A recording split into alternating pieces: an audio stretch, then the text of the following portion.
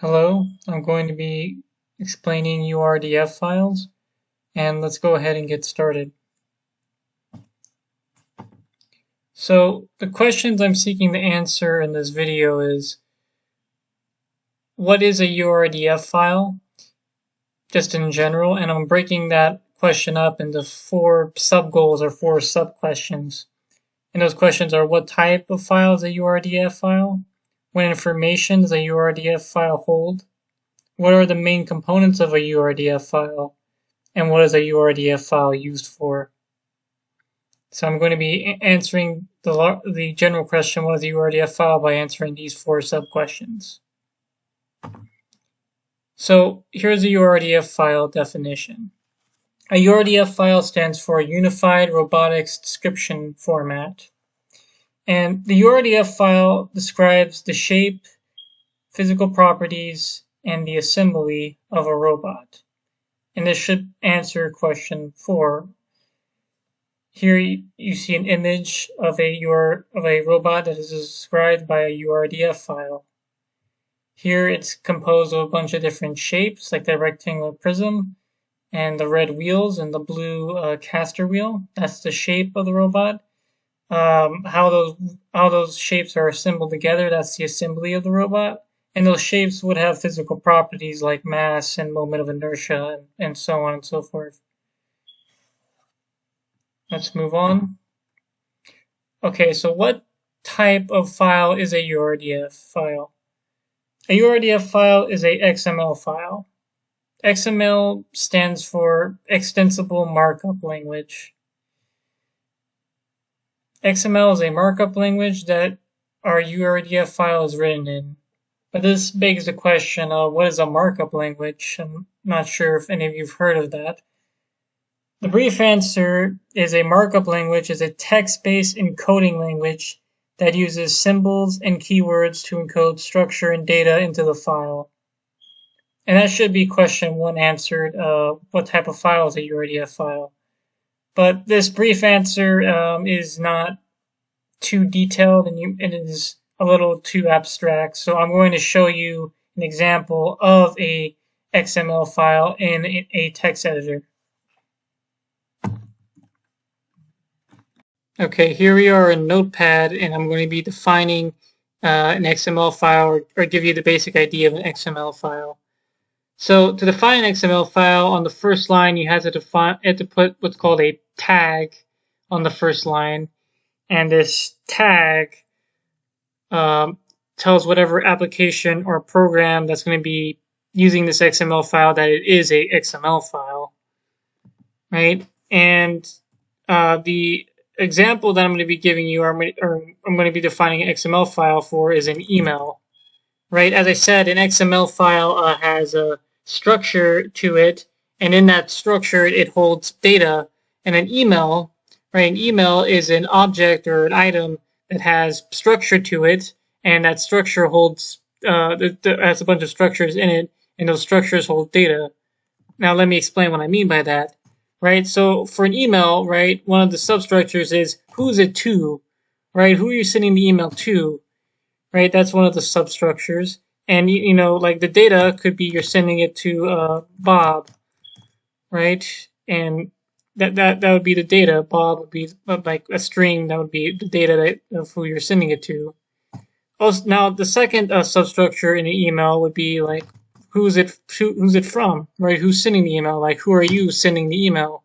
And let's say it's Todd, right? Todd is sending the email to Bob, right? So who's it from is the structure, and Todd is the data. Now, another structure is the title or heading of an email, right? And this gives you kind of a brief description of the email, right? And maybe Todd is sending an email to Bob as describing a payment for something shipped to Todd, right? So that this would be the data, right? The title or heading would be the structure, and the payment for something shipped to Todd would be the data, right? And then the body right, is the fourth substructure in an email, right? The main body of text that you're sending, and maybe the main body of text is Todd maybe saying, I am paying you $20 for the package you shipped to me, right? And this would be the data that the body or the structure of the body is containing, right? And so the email has this the structure to it. It has these four like substructures to it, and each substructure holds some data, right? The to substructure holds who's it to, that's Bob in that case, and then who's it, the second substructure, who's it from, is Todd in this case, and the third substructure, the title or the heading, is payment for something shipped to Todd, and the body, the fourth substructure, is I am paying $20 for the package you shipped to me, right? In an XML file, we can define an email. We define email with tags, right? So first of all, we would create an email, right, and with tags. So the less than and greater than signs can define a new email, right? And this email is going to have its substructures or its sub tags that define the who's it to, who's it from, the title or heading, and the body. So we would find another sub tag to, right? And then to incorporate the data, we would put Bob in between the sub tag, and then we would close it with another tag, right? And then we would do the second substructure, who's it from, right? So we would make another tag, who's it from, and then we would put the data, which is Todd, and then we would close that sub tag with a slash from, and then another tag.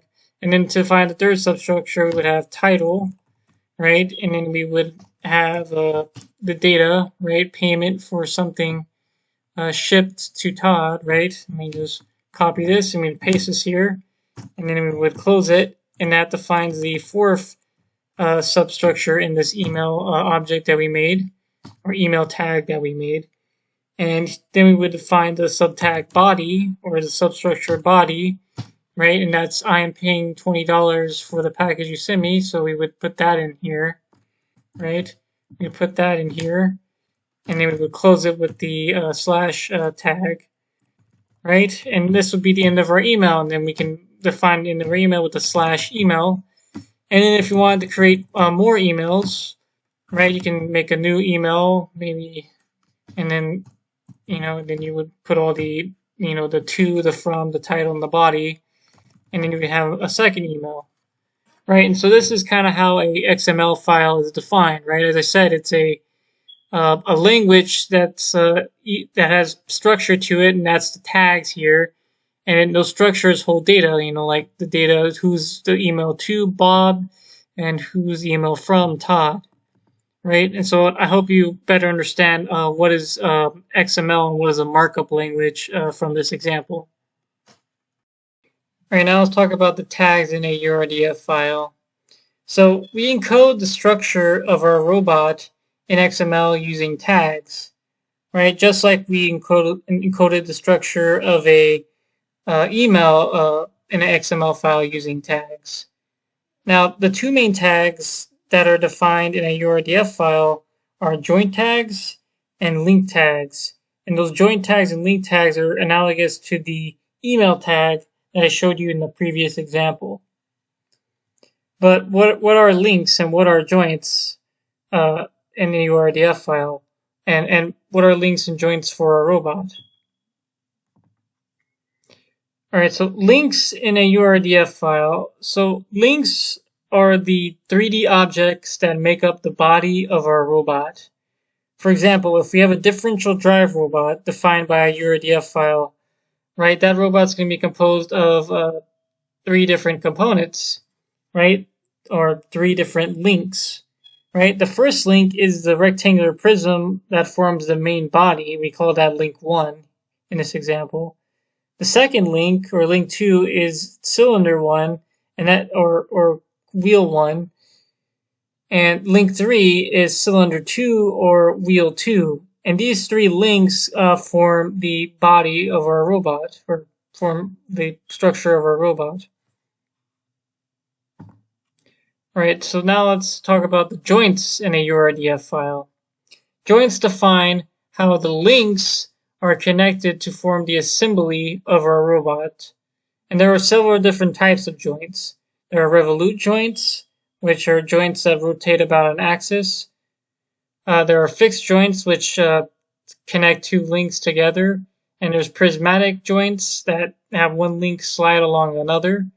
And there's a few more besides that. So for an example of joints, let's turn back to our differential drive robot example, right?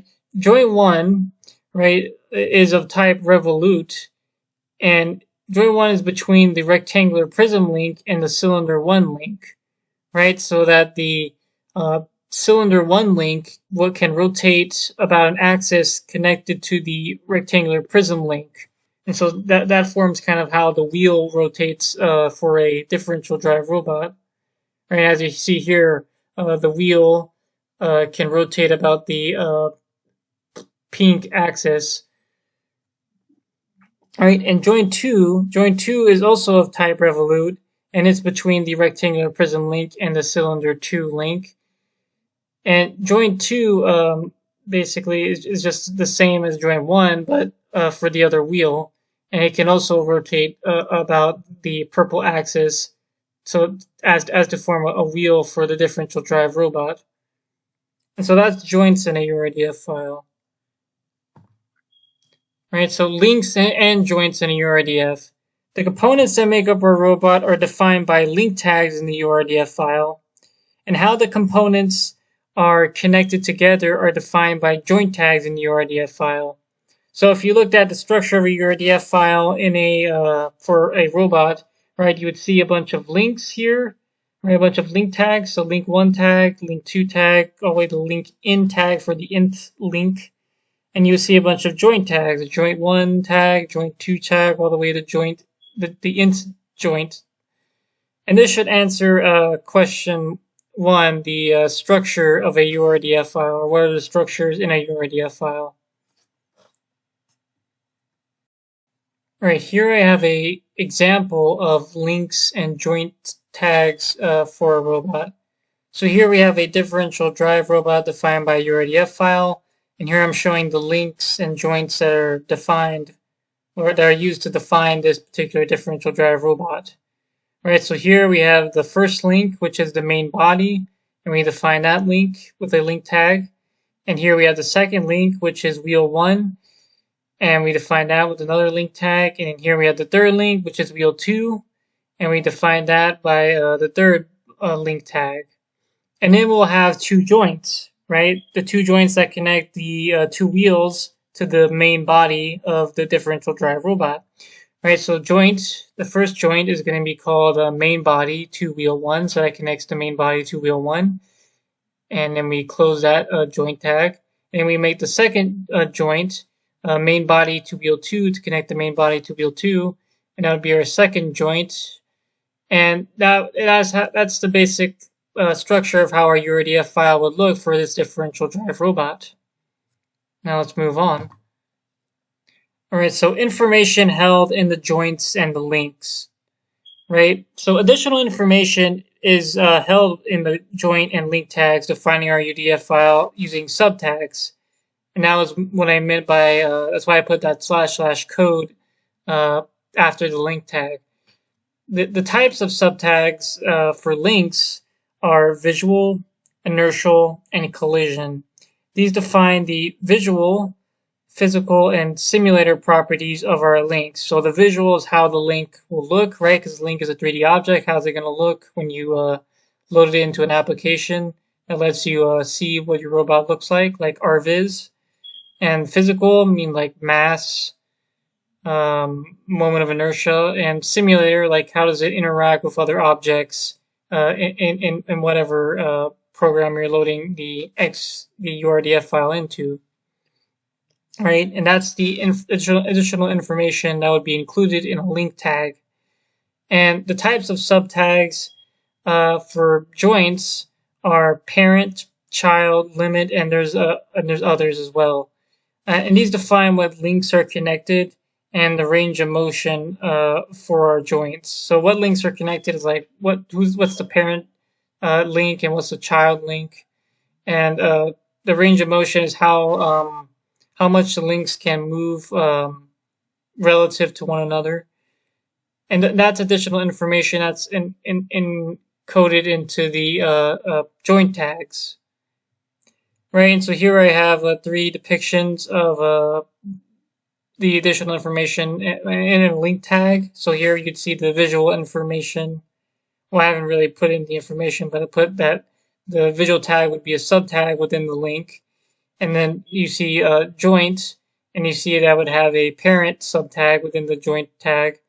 And then here you see the third link tag that would have a inertial subtag defining different additional information for that link tag. And that's the end of URDF files explained. Next time I'm going to be going over the additional information in the subtags. So I'm going to be going over what the visual, the inertial, and the collision information actually is, and what the parent, child, and limit information or subtags are, and how we make them in our URDF file. And I'll do in a formal example of a URDF file that defines a basic robot in the next video. And with that, question 2 should be answered. And we can end this video.